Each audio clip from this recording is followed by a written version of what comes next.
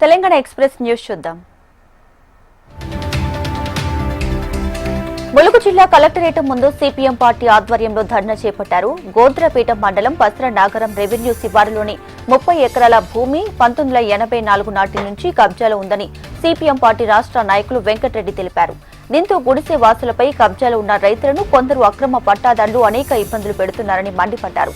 వెంటనే అక్రమ పట్టాదారుల పట్టాలు రద్దు చేసి ఇంతకు ముందు కబ్జాలు ఉన్న రైతులకు ఇవ్వాలంటూ వెంకటరెడ్డి డిమాండ్ చేశారు.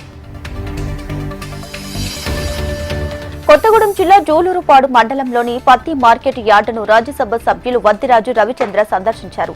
కొనుగోలు కేంద్రంలో రైతులు హమాలీల సమస్యలను అడిగి తెలుసుకున్నారు. జూలూరుపాడు సబ్ మార్కెట్ యార్డుకి సుదూర ప్రాంతాల నుండి పత్తి ఎక్కువగా వస్తున్న నేపథ్యంలో శాశ్వత సీసీఐ కేంద్రాన్ని ఏర్పాటు చేసి పత్తి కొనుగోలు నిర్వహించారన్నారు. అకాల వర్షాల వల్ల పత్తి రైతులు తీవ్రంగా నష్టపోయారన్నారు. ప్రభుత్వం ప్రకటించిన కనీస మద్దతు ధరకు పత్తిని కొనుగోలు చేయాలని డిమాండ్ చేశారు. ఇందిరాగాంధీ 108వ జయంతిని పురస్కరించుకుని సికింద్రాబాద్ లో నూతన విగ్రహాన్ని రాజ్యసభ సభ్యుడు అనిల్ యాదవ్ ఆవిష్కరించారు. విగ్రహానికి పూలమాల వేసి నివాళులర్పించారు. ఇందిరాగాంధీ చూపిన మార్గంలో తెలంగాణను నడిపిస్తున్నామన్నారు. ఇందిరమ్మ ఆశయ సాధనకే సీఎం రేవంత్ రెడ్డితో పాటు కాంగ్రెస్ నాయకులంతా కృషి చేస్తున్నామని ఎంపీ అనిల్ యాదవ్ తెలిపారు. ఆదిలాబాద్ జిల్లాలో పెను ప్రమాదం తప్పింది. నేరేడిగొండ మండలంలోని పప్పు దాబాలోకి లారీ దూసుకుపోయింది. దీంతో పలు బైక్లు నుజ్జునుజ్జయ్యాయి. ప్రమాద సమయంలో ఎవరూ లేకపోవడంతో తప్పిన పెను ప్రమాదం.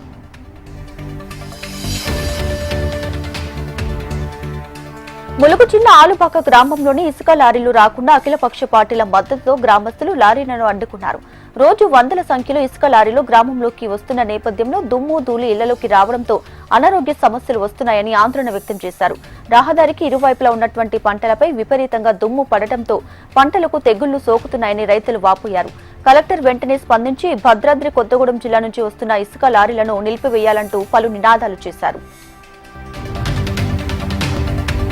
కామారెడ్డి జిల్లాలో ఇసుక మొరం దందా జోరుగా కొనసాగుతుంది. ఇందిరమ్మ ఇళ్ల పేరిట అక్రమంగా మొరం తవ్వకాలు జరుగుతున్నాయని స్థానికులు ఆరోపించారు. అధికారులు చూసి చూడనట్లు వ్యవహరించడంతో విచ్చలవిడిగా వ్యాపారాలు కొనసాగుతున్నాయని మండిపడ్డారు. మొరం వ్యాపారులు లారీలు ట్రాక్టర్లకు ఇందిరమ్మ ఫ్లెక్సీలు కట్టి ప్రైవేటు స్థలాలకు మొరం తరలిస్తున్నారన్నారు.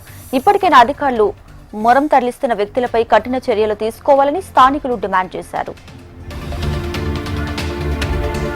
సిద్దిపేట జిల్లా అక్కన్నపేట మండలంలో విషాదం చోటు చేసుకుంది. రామవరం గ్రామానికి చెందిన శ్రీనివాస్ రెడ్డి అనే రైతు ఆత్మహత్య యత్నానికి పాల్పడ్డాడు.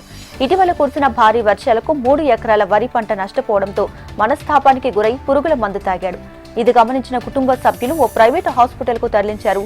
పరిస్థితి విషమించడంతో చికిత్స పొందుతూ శ్రీనివాస్ మృతి చెందాడు. ఇక ఘటనపై పోలీసులు కేసు నమోదు చేసి దర్యాప్తు చేస్తున్నారు.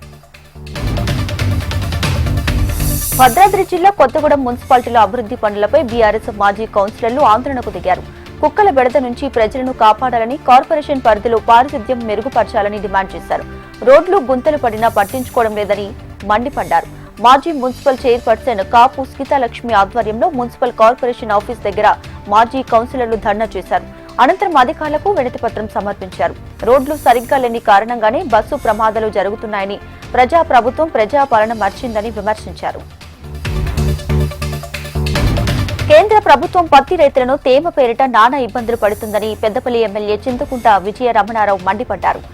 పెద్దపల్లి జిల్లా కాల్వ శ్రీరాంపురం రైతు వేదికలో 72వ సహకార సంఘం వారోత్సవాల సందర్భంగా ఆయిల్ ఫామ్ సాగుపై అవగాహన సదస్సులో పాల్గొన్న ఆయన మోడీ ప్రభుత్వం రైతు వ్యతిరేక ప్రభుత్వమని విమర్శించారు.